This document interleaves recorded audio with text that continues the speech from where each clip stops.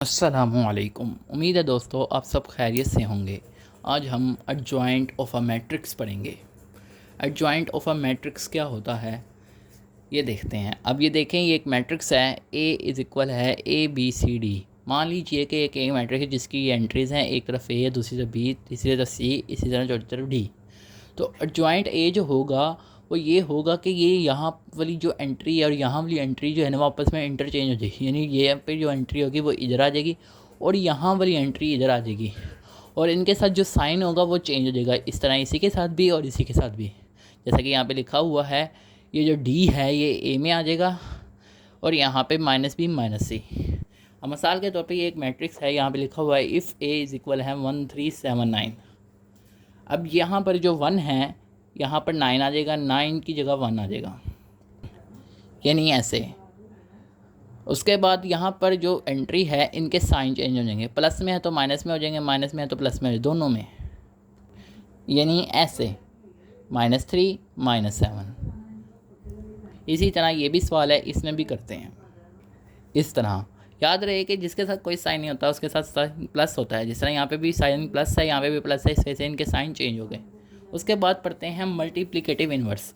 Multiplicative inverse के लिए matrix जो है उसके लिए शर्त है कि ये नॉन सिंगुलर हो, यानी डिटर्मिनेंट ऑफ ए जो है वो नॉट इक्वल टू 0 हो। अब अगर हम ये सवाल देखें, अगर एक ए मैट्रिक्स है, हमने अगर इसका मल्टीप्लिकेटिव इन्वर्स निकालना है तो इसके लिए पहले हमें इसका डिटर्मिनेंट निकालना ज़रूरी है। तो डिटर्मिनेंट जो है वो इस तरह निकालेंगे, 1 ज़रब 0 -2 ज़रब 0, तो इसका आंसर इज इक्वल है 0।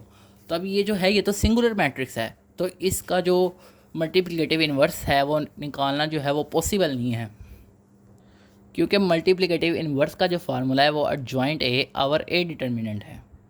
और हम इसे इस तरह भी लिख सकते हैं 1 over A determinant adjoint A.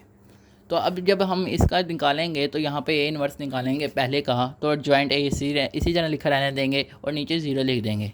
तो जब इसका आंसर आप कैलकुलेटर में करेंगे तो आंसर जो है वो आएगा मैथ एरर, क्योंकि किसी भी चीज़ को जब हम डिवाइड 0 करते हैं तो उसका आंसर नहीं आता, उसका आंसर हमेशा मैथ एरर में आता है, या वो इन्फिनिटी में आता है, या डजेंट एग्जिस्ट करता है।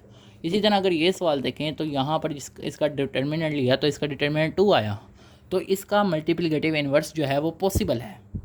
अब सबसे पहले हमने इसका ए डिटर्मिनेंट निकालना है, उसके बाद हमने इसका एडजॉइंट निकालना है।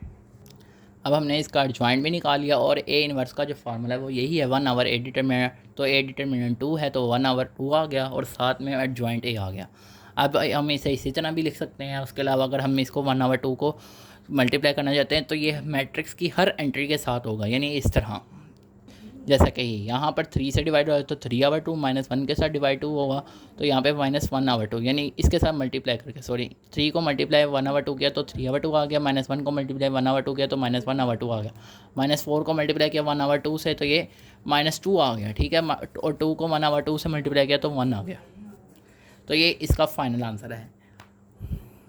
तो मल्टीप्लिकेटिव इन्वर्स निकालने से पहले सबसे पहले हमें उसका डिटर्मिनेंट निकालना है। अगर उसका डिटर्मिनेंट 0 आता है तो ऑटोमेटिकली आंसर जो है वो नॉट पॉसिबल होगा। अगर डिटर्मिनेंट 0 नहीं आता, नॉट इक्वल टू 0 आता है, यानी नॉन सिंगुलर आता है, तो उसका डिटर्मिनेंट पॉसिबल है और फिर हमें निकालना पड़ता है। अगर आपको ये वीडियो पसंद आई है तो इस वीडियो को लाइक करें और अपने दोस्तों के साथ शेयर करें ताकि आपको, और इस चैनल को सब्सक्राइब करें ताकि आपको आने वाली मज़ीद वीडियोज़ का नोटिफिकेशन बर वक्त मिलता रहे। शुक्रिया।